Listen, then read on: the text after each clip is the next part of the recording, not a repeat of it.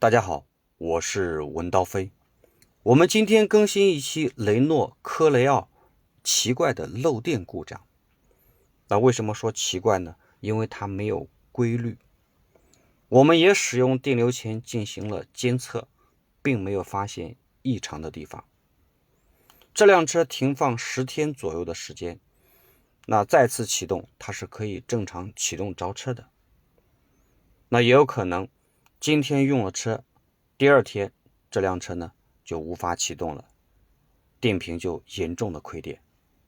那客户无意当中提到主驾驶这一侧会出现嗡嗡嗡的响声，那我们来听一段原声的视频。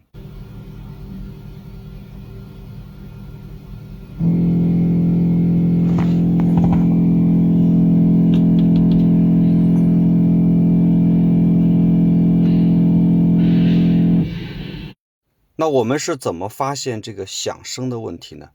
因为我们一直在检测它漏电和响声的问题，始终是没发现有任何异常的地方，所以说我们就决定把所有的用电设备都开一遍，最终发现雨刷电机不工作。那自从打开这个雨刷开关之后，响声就出现了。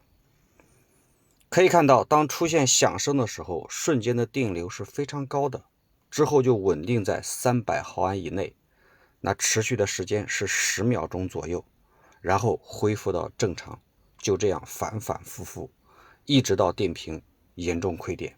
哪怕你把雨刷电机开了再关，响声依然会出现。那现在呢是漏电的一个过程，我们拔下雨刷电机的插头，那这个电流呢它就恢复到正常的一个状态。所以这辆车漏电和响声的问题都是因为雨刷电机导致的。那有些朋友可能会问，难道车主不知道这辆车的雨刷电机不工作吗？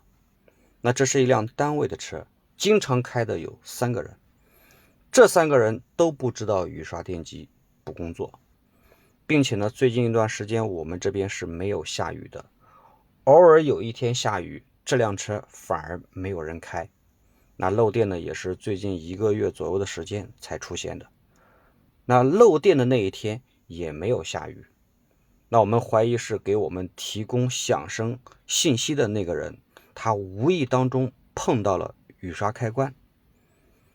所以说，这就是我们维修这个车漏电比较大费周折的一个地方。那如果说你不动雨刷开关，那这个车就不会出现漏电的问题。